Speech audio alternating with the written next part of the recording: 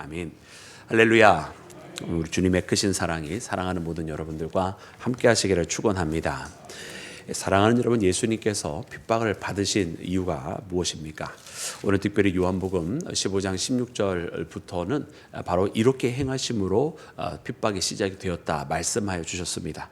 여러분, 그 시작은 바로 우리가 어제 밝게 말씀을 묵상하였던 여러분 38년 된 병자를 예수님께서 고치셨기 때문에 그렇습니다. 그런데 그냥 고치신 것이 아니라 바로 안식일에 고치셨기 때문에 핍박이 시작이 되었습니다.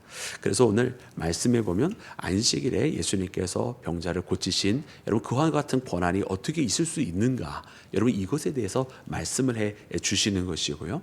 그 말씀을 하시다 보니 예수님께서 어떤 말씀을 더하게 되시느냐, 바로 예수님께서 하나님의 아들이시다라고 하는 것을 이렇게 말씀을 하시게 되십니다. 그러므로 사람들이 더욱더 신성모독으로 여겨서 여러분 예수님을 더욱더 핍박하게 되는 것인데요. 오늘 말씀을 통해서 여러분 예수님께서 자신이 하나님의 아들로서 그분의 보내심을 받고 심지어 더 나아가서 심판의 권한까지 갖고 계심을 여러분 선포하여 주실 때 여러분 이것이 어떻게 우리에게는 안식이 되었는가? 여러분 사실은 이 말씀은 두 개는 유대인의 전통적인 사상에서는 같이 병행을 할 수가 없는 것이거든요. 왜냐하면 하나님의 안식이라고 하는 부분과 하나님의 심판이라고 하는 것. 그러나 오늘 예수님 안에서 이 두 가지가 그분을 통한 심판은 곧 우리에게 믿는 자들에게 안식을 주시는 길이라고 하는 것으로 하나로 병합이 되는데, 오늘 그 놀라운 예수님의 그 은혜와 여러분 사랑의 손길을 발견하는 나와 여러분이 되기를 주님의 이름으로 축원합니다. 자, 그러면 오늘 우리 말씀 가운데에 여러분 다시 한번 주님께서 하셨던 말씀을 우리 살펴보기를 원하는데요. 우리 특별히 17절 말씀을 우리 다시 한번 읽겠습니다. 17절 말씀 우리 18절 말씀까지 함께 합독해서 읽겠습니다. 시작. 예수께서 그들에게 이르시되 내 아버지께서 이제까지 일하시니 나도 하심에 유대인들이 이로 말미암아 더욱 예수를 죽이고자 하니 이는 안식일을 범할 뿐만 아니라 하나님을 자기 친아버지라 하여 자기를 하나님과 동등으로 삼으심이로라. 아멘. 아멘. 할렐루야. 여러분 안식일을 범할 뿐만 아니라 하나님과 동등되게 말씀하셨다. 왜? 자신을 하나님의 아들이라 일컬으셨기 때문에. 근데 그 말씀의 핵심에는 무엇이 있습니까? 아버지께서 일하시니 나도 일하신다고. 왜 38년 된 병자를 이 안식일에 고치십니까? 라는 이야기죠. 다른 날 고칠 수도 있는데 이 안식일은 하지 말다가 다른 날 하면 되지 않겠느냐? 그런 이야기죠. 마치 어느 한 회당장이 와서 예수님 앞에 도전하기를 다른 날 할 것이오 라고 이야기하면서 안식일이 아니라 다른 날 하는 것이고 이 안식일은 쉬는 것이 아니냐라고 이야기했던 그것과 여러분 동등한 똑같은 말씀입니다. 그러나 예수님께서는 이렇게 말씀하신 거예요. 이 안식일이라고 하는 것은 하나님께서 아무것도 안 하신 그런 날이 아니다라는 거죠. 이 안식일에 아버지께서 일하시는, 곧 하나님께서 일하시니 나도 일한다. 여러분 이 이야기는 무슨 뜻입니까? 여러분 이 안식일의 주인은 바로 하나님이신데 이 안식일은 하나님께서 쉬신 날이 아니라 하나님께서 안식을 우리에게 주시려고 일하고 계시는 날이라는 것을 우리에게 선포해 주고 계세요. 그래서 하나님께서 일하심으로 우리에게 안식이 주어졌고 하나님께서 우리를 위하여 그분의 구원의 손길을 내어 뻗으셨기 때문에 우리가 그분 안에서 참된 안식을 얻게 된 것이지, 우리가 아무것도 안 함으로 하나님께서도 아무것도 안 하시고 쉼으로 하나님과 함께 쉬는 그런 날이 아니라고 말씀하고 계시는 것입니다. 여러분 하나님께서 여러분 구원의 사역을 멈추신 적이 있으십니까? 여러분 단 한 번도 없으신 줄로 믿습니다. 하나님은 더욱더 우리에게 참된 안식과 평강 여러분 주시려고 지금도 우리 가운데 함께 계시고, 여러분 더욱더 그 부활의 그 은혜의 사건은 여러분 더욱더 강력하게 날마다 나타나는 줄로 믿습니다. 여러분 그러므로 우리는 이 안식의 기본 개념부터 예수님께서 바꿔놓으시는 것을 봅니다. 그래서 아무것도 안 하는 안식일이 아니라 안식이 누구로부터 오는지를 말씀하고 계시는 것이고, 그러므로 그 안식일에 무엇을 하여야 할지. 왜냐하면 이전에 유대인들은 이 안식이라고 하는 것은 어떻게 안 할지를 놓고 그들이 율법이 만들어졌다고 한다면, 어떻게 안 할지가 아니라 하나님께서 어떠한 일을 하셨는지를 여러분 돌이켜보는 날이 바로 안식이라고 하는 것을 주님 말씀하고 계세요. 우리가 보통 그래서 안식일을 지킨다라고 하는 표현이 있는데, 여러분 안식일을 거룩하게 지킨다라고 하는 것이 번역일 때 될 때에 우리나라 말로는 한 단어로만 표현이 되지 않았어요. 어떤 때는 이 안식일을 지키라고 하는 말이 remember라고 하는 단어로 표현이 된 적이 있어요. 그러니까 remember라고 하는 거는 뭐냐면 안식일을 기억하라 이런 뜻이에요. 그리고 또 다른 성경에서 또 안식일을 지키라 표현이 될 때는 observe the Sabbath이라고 표현이 됐어요. 즉 안식일에 주의 깊게 바라보라 이런 뜻이거든요. 관찰하라, 바라보라 이런 뜻이에요. 그러니까 안식일을 지킨다는 의미는 이것이 그냥 날짜를 지킨다는 뜻이 아니라 그 안식일에 하나님이 하신 구원의 사역들을 우리가 되새겨 보면서 하나님의 구원의 역사, 하나님께서 구약의 시대로 치면 그들을 저애굽에서 이끌어내셨던 그 사건을 기억하고 돌아봐야 되는 것이고, 그때 하나님께서 하신 일을 바라봐야 되는 것이고, 그 하나님의 구원의 손길을 바라본다고 한다면 지금도 우리가 바로 이 시대를 살아가는 우리 속에서 역사하시는 하나님의 손길도 바라보라고 말씀하신 것인 줄로 믿습니다. 여러분 이미 사실은 그렇게 하나님께서 구약의 시대에 안식일을 지키라고 하는 이 표현도 날짜를 지킨다는 뜻이 아니었는데, 여러분 어느덧 이 유대인들이 세월이 흐름과 함께 이 율법을 지키되 하나님께서 원래 주셨던 그 의미대로 지키는 것이 아니라 자기들이 형식화하고 종교의 어떤 예식화하면서 여러분 문자적으로 아무것도 안 하는 날로 만들어 버리게 되었던 것입니다. 그래서 예수님께서 지금 하시는 말씀은 처음 하나님께서 주셨던 그 원래의 의미를 되찾게 하시는 거예요. 그리고 이 사역은 어디에까지 이르게 됩니까? 바로 이 사역은 이제 심판에 대하여 말씀하여 주시는데, 여러분 이 심판에 대한 말씀은 사실은 우리가 논리적으로 다시 한번 살펴보면 앞과 뒤가 사실 잘 맞지 않는 말씀들이 나와요. 왜 그러느냐? 일반적으로 사람들이 생각하는 심판에서 저주에 이르게 하는 그런 의미의 심판이 아니라 예수님께 오셔서 아버지의 뜻대로 그것을 행하시게 될 때에 이 심판은 우리를 구원하시기 위해서 주님께서 행하시는 사역이 됩니다. 그럼 이 구원의 사역은 결국 무엇인가? 바로 예수님의 여러분 십자가로 이어지는 말씀을 주님께서 하고 계시는 것입니다. 그래서 주님의 그 십자가의 사역이 바로 우리에게는 구원이 되었음을, 그래서 우리에게는 참된 안식이 바로 하나님의 아들이신 예수님을 통해서 주어졌음을 말씀하고 계시는 것이고, 그래서 죄로부터의 안식이 바로 그의 아들을 통해서 이루어지게 되었음을 선포하는 것을 말씀을 통해 발견하는 나와 여러분이 되기를 주의 이름으로 축원합니다. 자, 사랑하는 여러분, 그래서 오늘 말씀은 그렇게 안식일에 대한 논쟁에서 예수님이 누구신가에 대한 부분을 다시 바라보게 하시는데요. 이제 예수님께서 아버지께서 일하시니 나도 일하신다 하시면서 여러분 그 심판주로서의 권한에 대해서 말씀하실 때 그 주님께서 하시는 사역이 무엇인지를 설명하십니다. 자, 우리 먼저는 아버지의 뜻대로 행하신다라고 하는 그 부분부터 읽기를 원하는데, 첫 번째는 우리 19절 말씀을 읽고요. 그 다음에 우리 30절 말씀을 함께 합독해서 읽겠습니다. 19절부터 30절입니다. 시작. 그러므로 예수께서 그들에게 이르시되 내가 진실로 진실로 너희에게 이르노니 아들이 아버지께서 하시는 일을 보지 않고는 아무것도 스스로 할 수 없나니 아버지께서 행하시는 그것을 아들도 그와 같이 행하느니라. 아멘, 아멘. 여러분 이 말씀의 메시지를 한번 눈여겨보시기를 바랍니다. 그래서 아버지께서 하시는 일을 보지 않고는 스스로 할 수 없나니 아버지께서 하시는 그것을 아들도 하신다, 이렇게 말씀하셨어요. 자, 그 다음에 30절 말씀입니다. 우리 다 같이 합독합니다. 시작. 내가 아무것도 스스로 할 수 없노라. 듣는 대로 심판하노니 나는 나의 뜻대로 하려 하지 않고 나를 보내신 이의 뜻대로 하려 함으로 내 심판은 의로우니라. 아멘, 아멘, 할렐루야. 여러분 예수님께서 하나님의 아들로 오셔서 행하시는 그것은 여러분 아버지의 뜻대로 행하시는 것이다. 그리고 자신이 자신의 뜻대로 행하는 것이 아니라 아버지의 뜻을 받들어서 행하는 것이다. 여러분 이런 말씀을 해주시는 것입니다. 우리는 특별히 이 말씀은 우리가 구조적으로 이야기할 때 수미 상관구조라고 보통 표현하잖아요. 그래서 머리와 꼬리가 서로 하나로 연결되어 있다 이렇게 되어 있어서 앞에 시작 부분, 뒤에 시작 부분을 같은 말씀으로 이렇게 표시해 주시면서 그것이 이제 하나의 테마로 이렇게 구성이 되는 그 표현을 이야기하는 것이거든요. 그래서 오늘 이 19절부터 30절까지 말씀은 수미상관구조, 즉 다시 말하면 하나의 공통된 구조를 가지고 이제 표현을 해 주신 것인데, 이 말씀 가운데 보면 결국 그래, 우리 아들로서 오신 예수님께서 아버지의 뜻대로 받들어서 어떤 심판을 하시느냐라고 하는 것을 이제 어떻게 보면 테두리를 정해줘서 우리에게 보게 하시는 거예요. 자, 그러면 그 내용은 어떤 거냐? 그래서 아버지의 뜻대로 받들어서 아버지께서 말씀하신 대로 행하시는 예수님의 심판은 어떤 것이냐? 우리 함께 말씀을 읽어보기를 원합니다. 우리 21절부터 우리 23절까지 말씀입니다. 우리 합독합니다. 시작. 아버지께서 죽은 자들을 일으켜 살리심 같이 아들도 자기가 원하는 자들을 살리느니라.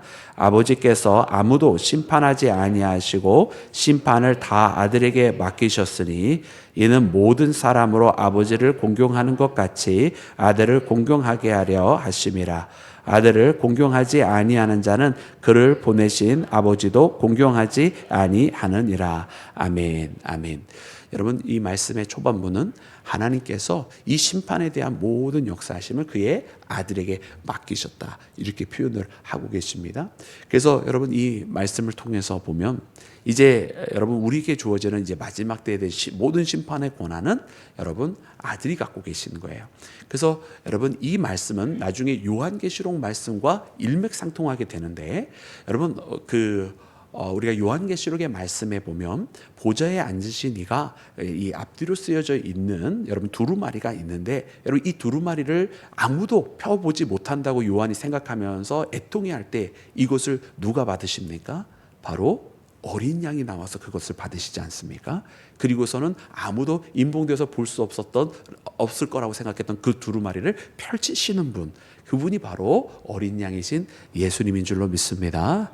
그래서 이 마지막 모든 요한계시록의 시작이 바로 어린 양으로부터 그 권한을, 어린 양께서 아버지로부터 보좌에 앉으신 그분으로부터 권한을 받고 마지막 때를 이끌어 가시면서, 그래서 마지막 원수마귀 사단을 다 물리치시고 그리고 그 짐승과 또 음녀를 다 이기게 하시는 분이 바로 마지막에 오시는 예수님의 모습. 여러분, 그 승리하신 주님의 모습으로 임하시고, 여러분 그 모습이 요한계시록의 마지막에 그려져 있는 거예요. 마치 그것과 마찬가지로 오늘 말씀에도 바로 아들이 심판주로서의 권한을 가지게 되어서 그 일을 행하신다라는 말씀이 나와 있습니다. 근데 이 말씀 가운데 보니까 아버지께서 이 심판에 대해서 뭐라고 표현하고 계시냐면, 죽은 자를 어떻게 함과 같이라고 표현하고 계세요? 살리심과 같이라고. 살리심과 같이. 아들도 그렇게 하신다라는 거예요. 그러니까 하나님의 심판은요, 살아있는 자를 죽게 만드는 심판이 아니라 죽은 자를 어떻게 하시는 심판이에요? 살리시는 심판. 예. 여러분, 우리가 이 개념을 잊어버리면 안 돼요. 하나님의 심판은요, 산자 가운데에 잘못된 자를 죽이는 심판이 아니라 죽어 있는 자들 가운데에 하나님의 뜻대로 합한 자를 살리는 심판입니다. 즉 이 말씀의 뜻은 무엇이냐면, 이미 우리 인간들이 죄로 말미암아 사망 가운데 이르렀다는 뜻입니다. 우리가 잘하고 있는데 그 중에 잘못하는 사람들을 걸러내서 지옥에 가게 만든다는 뜻이 아니라, 이미 우리 인생들이 다 죄 때문에 죽어버리게 생겼는데 그 가운데서 아버지 하나님의 뜻대로 행하는 자들을 주님께서 불러내셔서 살리신다는 거예요. 그리고 그 아버지의 뜻은 무엇입니까? 이제 보내신 그 아들을 믿는 자마다 죽지 않게 하시고 영생에 이르게 하시는 것이 바로 하나님의 뜻인 줄로 믿습니다. 그래서 우리는 이 하나님의 심판에 대한 개념부터 정확하게 알아야 돼요. 우리가 은연중에 알고 있지만 명확하게 우리가 표현하지 못할 때가 많이 있고 착각할 때가 있잖아요. 그래, 맞아. 우리 하나님의 심판은 죽은 자를 살리는 심판이다. 그리고 그 살리는 심판 가운데 우리가 믿음으로 고백하며 그의 아들이신 예수를 믿는 것이다라고 하는 것을 깨닫는 나와 여러분이 되기를 주님의 이름으로 축원합니다. 이것이 너무나 중요한 것은 뭐냐면, 우리가 올해 전도도 하는데, 여러분 전도할 때도 이 개념이 바로잡히지 않으면 곤란할 때가 있어요. 아니, 어떤 사람이 와서 전도하는 사람한테 그러는 거예요. 아니 그래, 예수를 믿어야 구원받는다고 한다면, 우리 조상들은 다 그럼 다 지옥 갔겠네, 뭐 이순신 장군도 지옥 갔겠네, 이렇게 표현을 하잖아요. 그죠? 아니 그럼 훌륭하신 그런 선조들 다 어떻게 하냐고. 그 뭐 종교가 잘못된 거 아니냐고. 그래요. 그런 질문 받아보신 적 없으세요? 아니, 누가 비꼬면서 그런 질문도 하더라고요. 그래서 그랬어요, 제가. 아니, 맞다. 누가 잘해서 구원받는 게 아니라 우리는 이미 원래 다 죽어야 마땅한 사람들이다. 이 세상에 누가 있어서 의로운 사람들이 있냐. 하나님의 그 거룩한, 절대적인 그 거룩하신 분 앞에 우리 인간들 중에 아무리 선하고 착하고 덕을 많이 쌓는 사람이라 할지라도 우리는 원래 다 죽었어야 마땅한 사람들이다. 아멘 안 하십니까? 여러분들은 괜찮으실 것 같으십니까? 예수님 없이? 여러분, 예수님 없이는 아무도 여러분 그분 하나님의 거룩하신 심판 앞에 여러분 견딜 수 있는 자가 없습니다. 우리가 바로 설 수 있는 이유는 우리의 의로움이나 뭐 우리가 세상에서 쌓은 덕 때문에 되는 것이 아니라 여러분 오직 예수 그리스도의 공로 때문인 줄로 믿습니다. 바로 그와 같은 명확한, 우리가 원래 다 죽을 자들이지만 예수님으로 말미암아 살게 되었다라고 하는 이 명확한 여러분 우리 믿음의 여러분 근본을 우리가 바로 알고 오늘 말씀처럼 여러분 주님의 심판은 죽은 자들 가운데 살리기를 원하시는 심판이었다라고 하는 것을 깨닫고 나아가는 나와 여러분이 되기를 주의 이름으로 축원합니다. 자, 그러면 이와 같은 사건들을 어떻게 이끌어 가시느냐? 여러분이 말씀해 보니까 이렇게 기록이 되어 있는데요. 우리 24절부터 우리 27절까지 말씀 우리 함께 읽겠습니다. 시작. 내가 진실로 진실로 너희에게 이르노니 내 말을 듣고 또 나를 보내신 이를 믿는 자는 영생을 얻었고 심판에 이르지 아니하나니 사망에서 생명으로 옮겼느니라. 진실로 진실로 너희에게 이르노니 죽은 자들이 하나님의 아들의 음성을 들을 때가 오나니 곧 이때라. 듣는 자는 살아나리라. 아버지께서 자기 속에 생명이 있음같이 아들에게도 생명을 주어 그 속에 있게 하셨고 또 인자됨으로 말미암아 심판하는 권한을 주셨느니라. 아멘. 아멘. 할렐루야. 여러분, 이 말씀이 우리에게 명확합니다. 그죠? 24절 말씀부터 보기를 시작하면 이제 어떻게 그 심판이 이루어지는가 보았더니 이를 보내신 이를 믿는 자는 이렇게 했어요. 그렇죠? 내 말을 듣고 또 나를 보내신 이를 믿는 자는 영생을 얻었고 심판에 이르지 아니하나니. 여러분, 믿음이라고 하는 단어를 표현을 해 주고 계세요. 그래서 보내신 그분을 믿는데, 여러분 보내신 그분을 믿는 것은 이제 보냄을 받는 자와 동일하게 이제 점점 말씀하십니다. 그래서 왜냐하면 예수님께서는 아버지의 뜻이 아니고선 준행하는 것이 아무것도 없기 때문에, 그래서 나를 보는 자는 아버지를 보았고 이런 표현도 이제 요한복음에서 또 나오면서 계속 이제 아버지 하나님과 본인에 대해서 계속 일치하시는 표현들이 나옵니다. 그래서 믿음에 대한 표현도 마찬가지예요. 예수님 나를 믿으니 나의 아버지를 믿으니 이런 것이 계속 반복이 됩니다. 그래서 믿음이라고 한 표현을 통해서 이제 우리가 여기서 구원받을 수 있는 방법에 대해서 말씀해 주십니다. 그리고서 또 말씀해 주시는 것이 우리가 참 인상 깊게 볼 수밖에 없는 말씀이 바로 27절 말씀이에요. 왜냐하면 27절 말씀에 보면 또 인자됨으로 말미암아 심판하는 권한을 주셨느니라. 여러분, 이 말씀의 뜻을 우리가 너무나 익숙하기 때문에 그냥 지나가거든요. 근데 말씀해 보면 인자됨으로 그랬어요. 인자가 뭡니까? 사람의 아들이라는 거 아니에요. 하나님의 아들인데 사람의 아들이 됨으로 말미암아 심판하는 권한을 주셨다는 거예요. 여러분, 여기에 바로 우리는 그 의미를, 아마 우리가 믿음으로 예수님을 영접하지 아니하였다고 한다면 이 뜻이 말이 안 되는 거겠죠. 아니, 하나님이 왜 사람의 아들이 되는데 심판의 권한이 있어라는 거죠. 근데 우리는 이미 예수 그리스도를 우리의 구주로 영접할 때 바로 그분의 보혈의 은혜가 우리를 구원하셨음을 믿고 있기 때문인 줄로 믿습니다.